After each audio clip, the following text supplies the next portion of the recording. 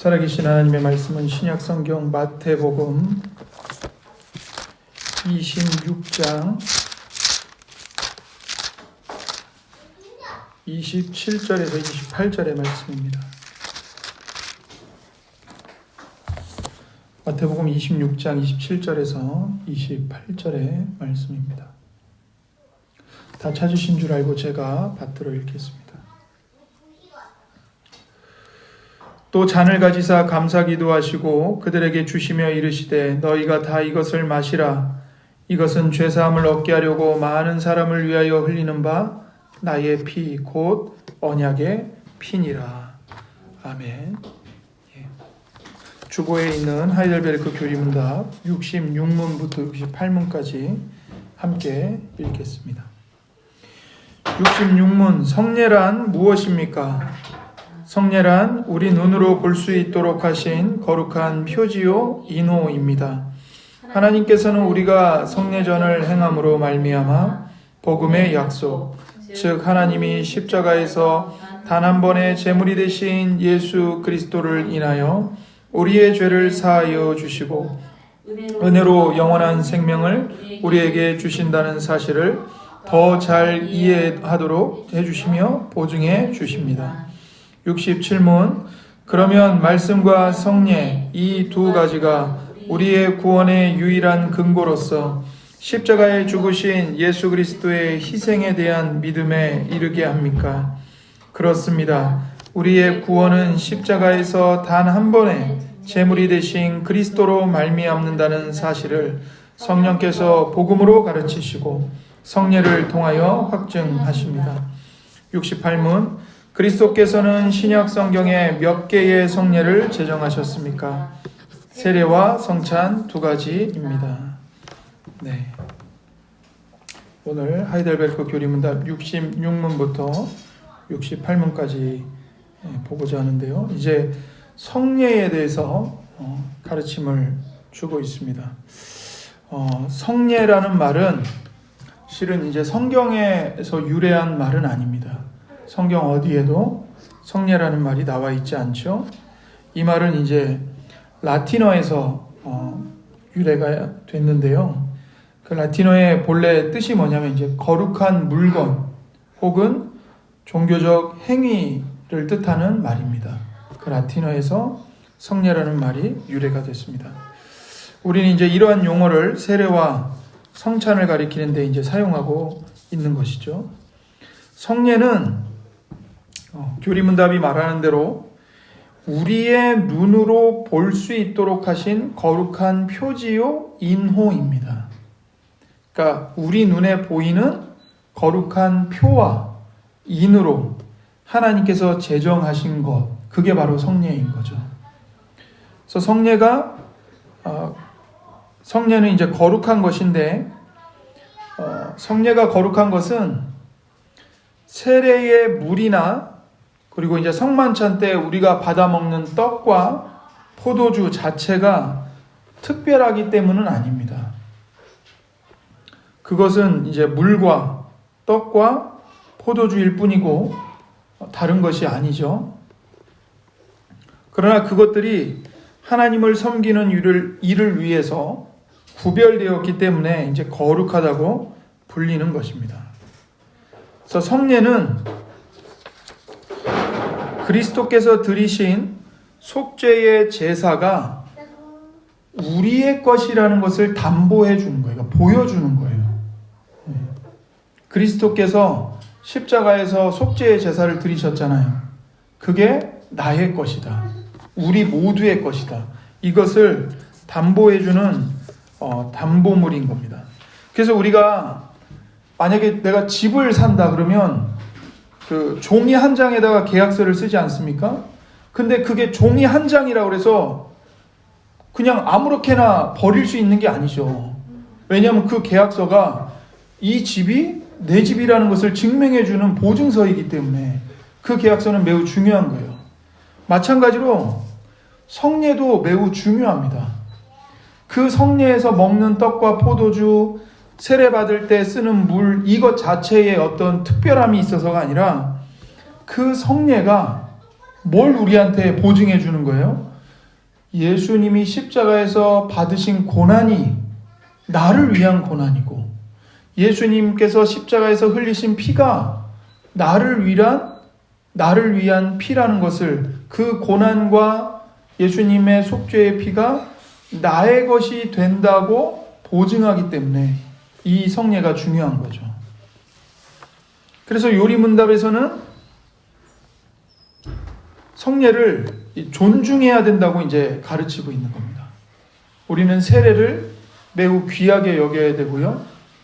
우리가 이제 다음 주에도 성찬을 통해서 빵과 포도주를 받을 텐데 이것을 귀하게 여겨야 되는 거예요. 왜냐하면 그것이 예수님의 고난이 나의 것이라는 것을 보여주기 때문인 거죠. 교리문답에서는 이제 성례를 이 눈에 보이는 표라고 부릅니다. 표시. 이런 점에서 성례는 이 말씀과는 다릅니다. 말씀은 설교자가 그 입으로 선포해서 우리의 귀를 통해 말씀으로 들리죠. 말씀은 귀를 통해서 오는 거예요. 하지만 성례는 우리의 눈을 통해 보여지는 겁니다. 세례를 받는 것도 눈을 통해 보여지는 것이고, 빵이 찢어지는 것, 포도주 잔이 부어지는 것, 이걸 통해서 눈으로 보는 거예요. 그래서 성례를 통해 우리는 하나님의 은혜가 어떤 은혜인지를 보게 되는 겁니다. 그래서 사람에게 있어서는 때로 보는 것이 듣는 것보다 더 큰 확실성을 주기도 해요. 그죠? 백문이 불여일견이라고 하잖아요. 네. 100번 듣는 것보다 한 번 보는 게 더 낫다는 거죠. 성례에서도 이와 같은 일들이 있습니다. 그래서 이제 하나님이 복음을 우리 귀에 들려주실 뿐만 아니라 그 성례를 통해서 예수님의 십자가의 복음을 우리 눈에 보여주시는 거예요. 네. 성례는 표입니다. 표는 보이지 않는 것을 보이게 보여주는 거예요. 예를 들면 아까도 말씀드렸지만 집을 계약했어요. 계약서가 바로 눈에 보이는 표인 거죠. 내가 이 집을 계약했다는 걸 어떻게 알아요? 계약서가 보여주잖아요. 거기에 나의 인장도감이 찍혔고 집을 파는 상대방의 인장도감이 찍혔잖아요. 그리고 내가 금액을 얼마를 지불하고 이 집을 내가 샀다는 게 계약서에 다 보여지잖아요. 그러니까 이게 계약서가 표예요. 성례도 마찬가지예요.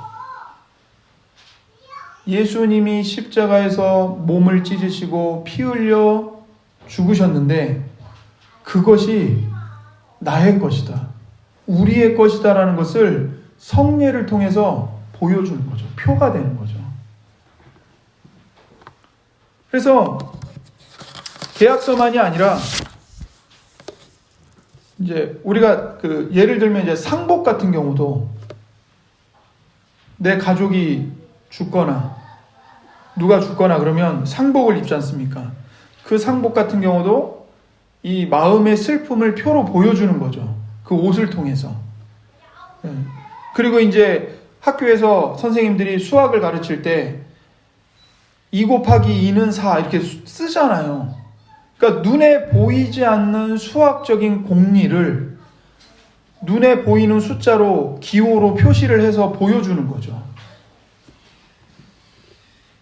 그런 식인 겁니다. 그래서 주님께서는 성례를 통해서 우리 눈에 보이는 교훈을 주시는 거예요. 그래서 성례는 하나님께서 제정하신 표입니다. 그래서 하나님이 제정하신 표라는 말은 하나님이 이 성례를 제정하신 분이시고 하나님만이 제정하실 수 있다는 것을 우리에게 가르쳐 주는 겁니다. 사람이 제정할 수 없습니다. 교회가 성례를 만들어낼 수 없습니다. 시간이 많이 흘러서 과거에는 이것을 성례로 했는데 오늘날 우리 분위기에서는 안 맞으니까 우리 분위기에 맞게 성례를 좀 고칩시다. 그럴 수 있어요, 없어요? 없어요. 예, 세례와 그 성찬을 함부로 없애거나 혹은 그 방식을 바꾸거나 할 수 없습니다. 그렇게 성례는 눈에 보이는 표로서 우리에게 복음의 약속을 더욱 충만하게 선언합니다. 보여주는 것이죠. 더 나아가 성례는 인입니다. 인. 그러니까 마치 도장 인장하고 같은 거예요. 인. 혹은 뭐 등록 상표처럼 보여주는 거죠. 그래서 그 인은 더욱더 권위와 신뢰성을 보증해 주는 거예요. 옛날에 이제 왕이 어떤 나라에 포고령을 내릴 때 거기에 왕의 그 반지로 인장을 찍잖아요. 이게 다른 사람이 말한 게 아니라 실제 진짜 왕이 말한 왕의 말씀이다. 그런 것처럼 이 인은 이 하나님이 말씀하셨다는 것을 분명하게 더 권위 있게 보여주고 보증해 주는 거죠. 그래서 성례는 뭐와 같냐면 말씀에 부착된 인과 같다는 거예요. 그래서 그 복음의 말씀이 정말 하나님이 하신 말씀이고 우리는 그 말씀을 전적으로 추호의 의심도 없이 신뢰할 수 있다. 신뢰해야 한다는 것을 보증해 주는 겁니다. 이런 보증이 필요한 이유가 뭐냐면 하나님의 말씀이 불완전해서 그런 게 아니에요. 실은 하나님의 말씀은 완전합니다. 그런데 하나님의 말씀은 확실해요. 그런데 왜 성례라는 이 보증이 필요하냐? 우리의 마음이 연약하기 때문에 그렇습니다. 우리의 믿음이 연약하기 때문에 그래요. 그래서 따라서 성례는 인으로서 복음의 약속을 우리에게 확신시키고 보장해 주는 것입니다. 그래서 교리문답에서 성례가 시행될 때에 이제 뭐라고 말씀하시냐면 하나님께서는 우리가 성례전을 행함으로 말미암아 복음의 약속을 더 잘 이해하도록 해주시고 보증해 주신다고 말하고 있어요.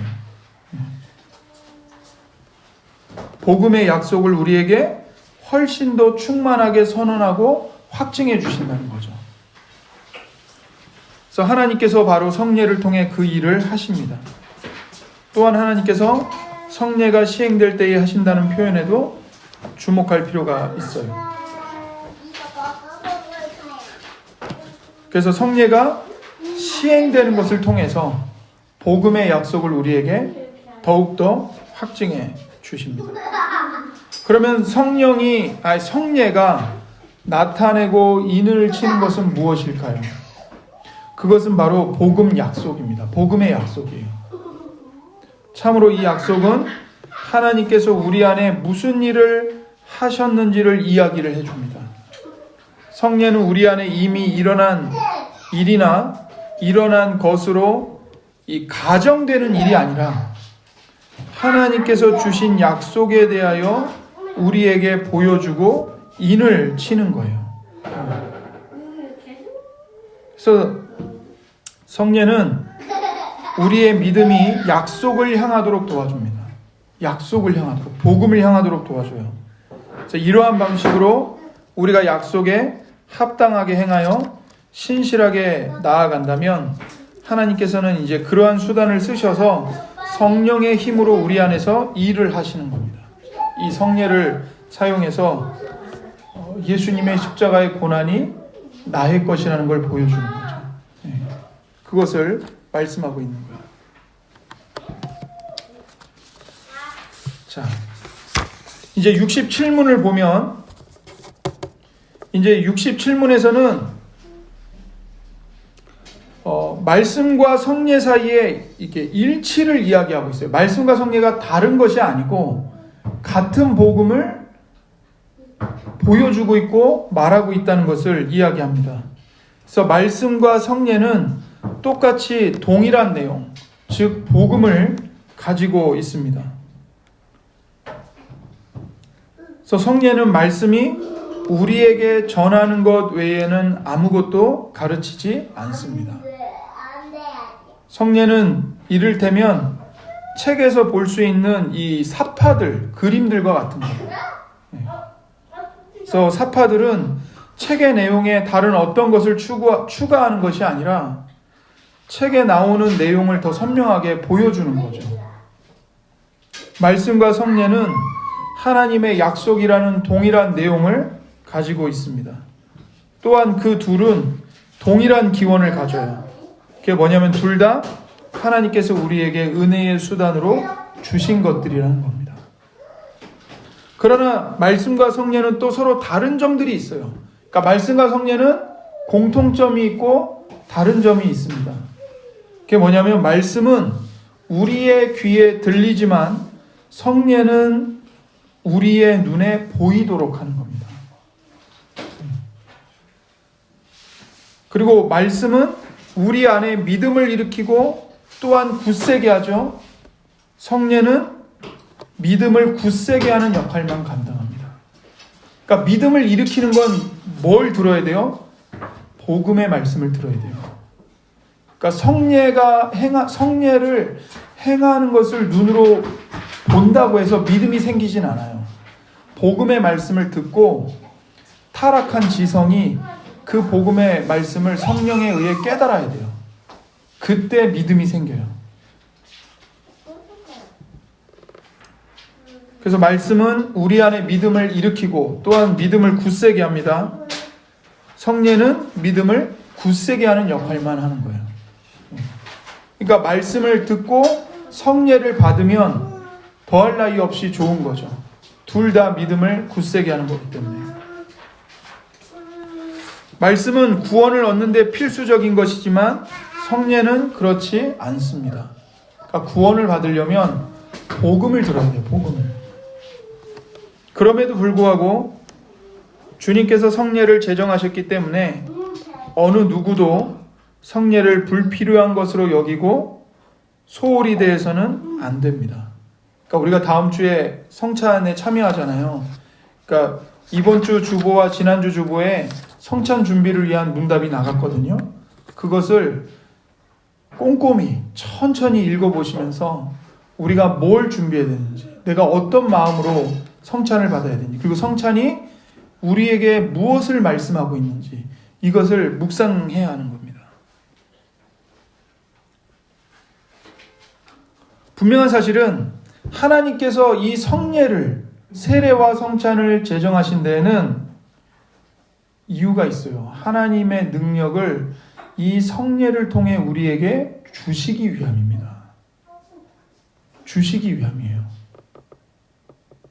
그래서 우리의 유익을 위해 꼭 필요하기 때문에 우리에게 주신 거예요. 그러니까 우리가 어떤 마음으로 나와야 될까요? 하나님의 은혜와 능력을 사모하는 마음으로 나와야 합니다.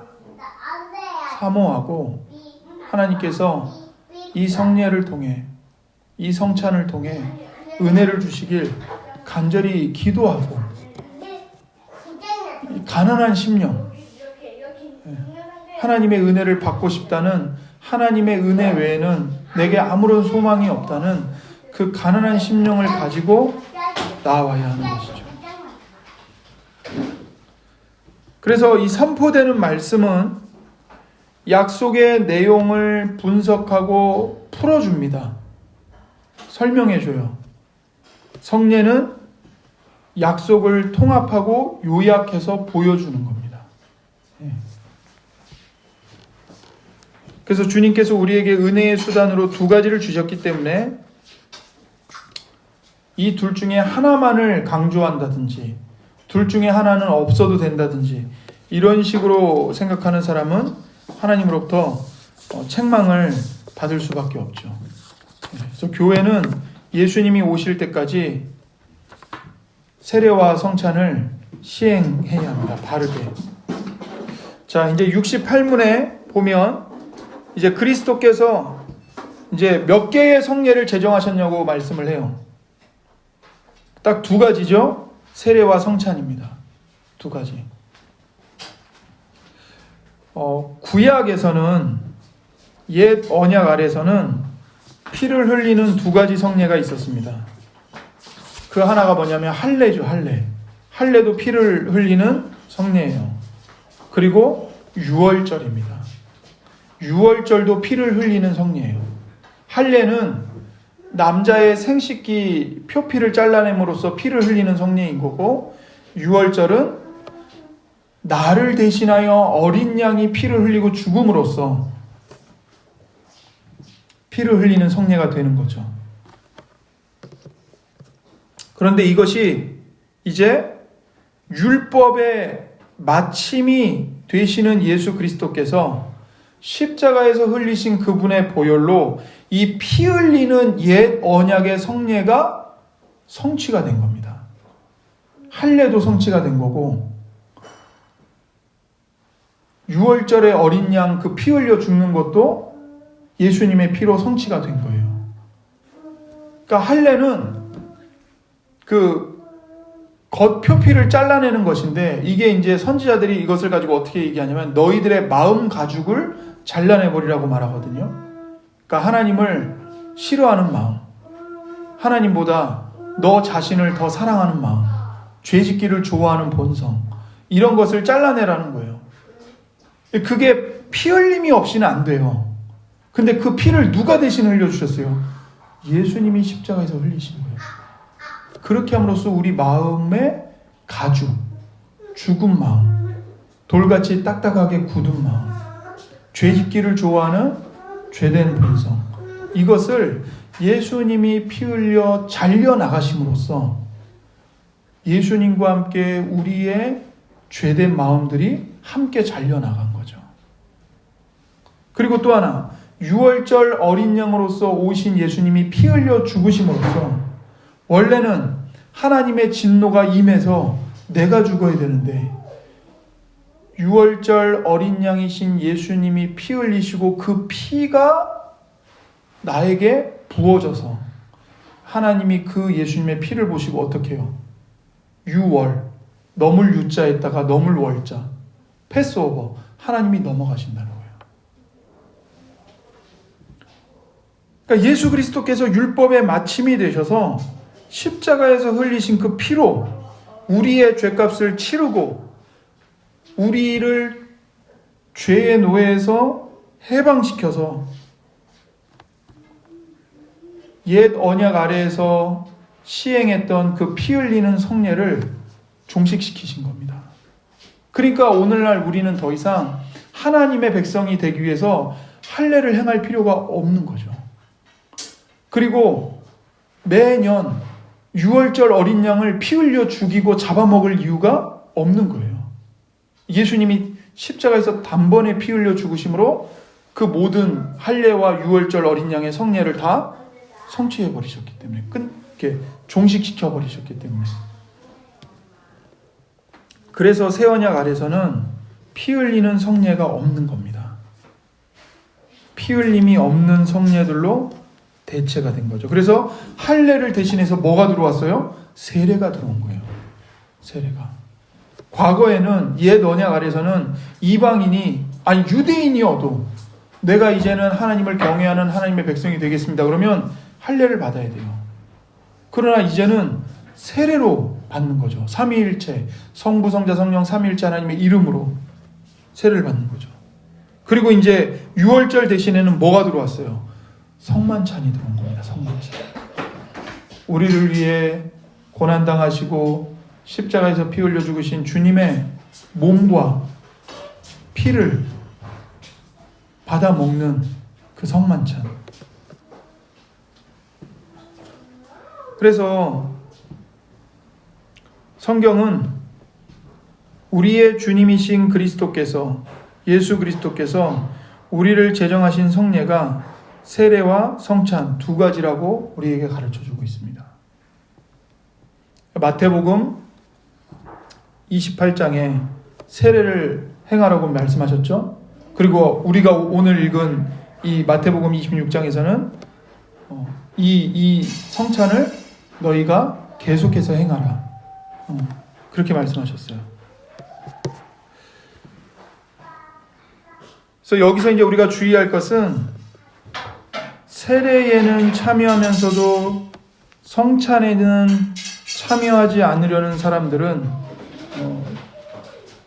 잘못된 생각을 갖고 있음을 교훈받아서 고쳐야 됩니다.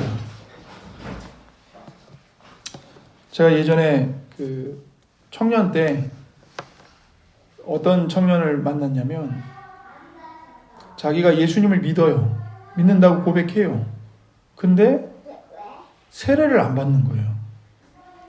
왜 세례를 안 받냐 그랬더니 아니 예수님을 믿는 내 마음이 중요하지 그런 의식이 뭐가 중요하냐는 거예요. 그런 의식을 꼭 해야 되나요? 꼭 성찬 때 꼭 그 빵과 포도주를 꼭 먹어야 되나요? 난 예수님을 진실로 믿는데요. 이렇게 말을 하더라고요. 그러니까 그 청년은 예수님을 믿는 마음이 중요하기 때문에 그런 눈에 보이는 의식들은 다 그러니까 쓸모없는 허례허식이라고 생각을 하는 거예요. 근데 잘못된 생각인 거죠. 진짜. 자기가 정말 예수님을 진실하게 믿는다면 예수님의 말씀에 순종해야죠.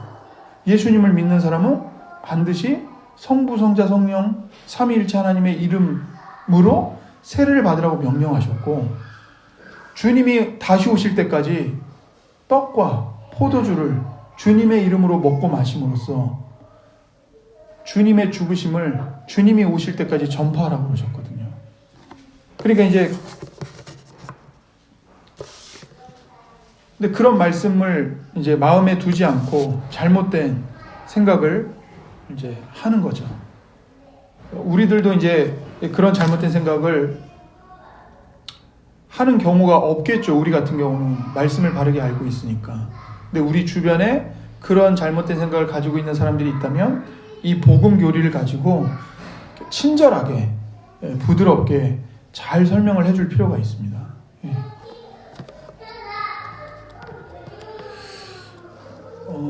마지막으로 조금만 더 하면 이제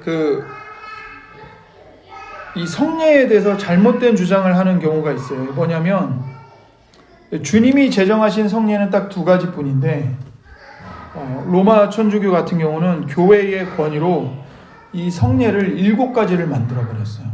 7가지를. 그러니까 하나는 이 세례성사. 이 세례성사를 통해서 사람이 중생하게 된다는 거예요.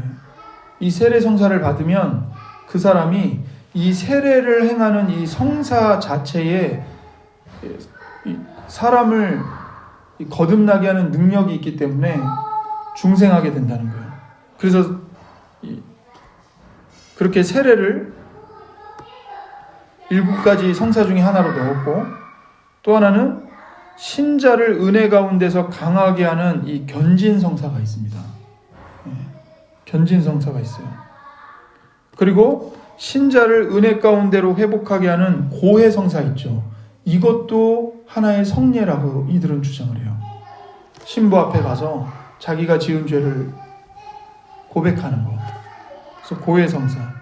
그다음에 신자를 은혜 가운데 유지시키는 성체성사. 미사죠, 미사. 죽음과의 투쟁에서 신자를 강하게 하는 종부성사. 그러니까 사람이 죽기 전에 가가지고 신부가 가서 기도해주고 뭔가 말씀을 읽어주고 이게 하나의 성례인 거예요. 그게 죽음을 이기도록 해준다고 믿는 거죠, 이들은. 그 다음에 이제 혼인성사가 있고요. 그래서 로마 천주교는 혼인도 성례로 봐요. 그리고 이제 성품성사가 있습니다. 성품성사는 뭐냐면 이제 사제가 될 때, 평신도가 신부가 될 때 이걸 이제 성품성사라고 그래요. 그래서 사제는 혼인성사를 받을 수가 없어요. 그죠? 사제는 결혼을 하면 안 되니까. 평신도는 성품성사를 받을 수가 없어요.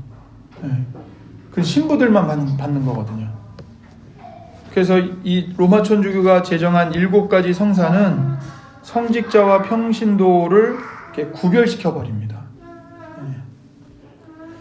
그러나 분명한 것은 이건 잘못된 거예요. 세례와 성찬 외에 나머지 로마 천주교가 주장하는 5가지 성례는 하나님께서 말씀에서 이제 그것들을 제정하신 근거가 없습니다.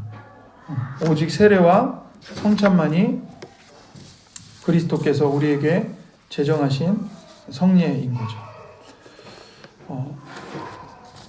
우리가 이제 이 교리문답을 통해서 말씀과 성례에 대한 의미를 더 깊이 우리가 묵상하기를 바라고, 또 이제 다음 주에 있는 이 성찬을 우리가 그 의미를 더 묵상하면서 하나님의 은혜를 간구하기를 주님의 말씀으로 권면드립니다. 기도하겠습니다. 하나님 아버지 감사합니다. 하나님께서 하나님의 말씀을 우리 귀에 들려주실 뿐만 아니라 또 우리 마음이 연약하고 우리의 본성이 연약하여서 우리의 마음을 더 강하게 하시기 위해, 우리의 믿음을 더 견고하게 세우시기 위해 눈에 보이는 성례를 또 제정하여 우리에게 유익을 주시니 참으로 감사드립니다. 하나님의 말씀이 그저 우리 머릿속에 지식으로만 남아있는 것이 아니라 정말 이 성례를 통해 또 들리는 복음의 말씀을 통해 우리가 하나님께서 우리에게 약속하신 은혜와 또 죄를 이길 수 있는 능력을 우리가 사모하고 그리스도 안에서 그리스도와 연합함으로 그리스도께서 주시는 그 십자가 보혈의 대속의 은혜를 더 깊이 풍성하게 맛보고 하나님의 은혜에 감격하는 자들이 될 수 있도록 은혜 내려 주옵소서. 그리하여 우리의 삶이 율법에 끌려다니는 종으로서의 멍에를 맨 삶이 아니라 우리가 정말 그 죄와 저주 가운데서 그리스도의 보혈로 인해 해방된 자유인으로서의 기쁨, 하나님의 자녀로서의 해방된 즐거움, 또 사랑으로 율법의 멍에를 짊어진 이 자유인으로서의 참된 기쁨과 즐거움을 우리가 회복하고 누릴 수 있도록 도와주시옵소서. 감사드리며 우리 구주 예수님의 이름으로 기도드립니다. 아멘.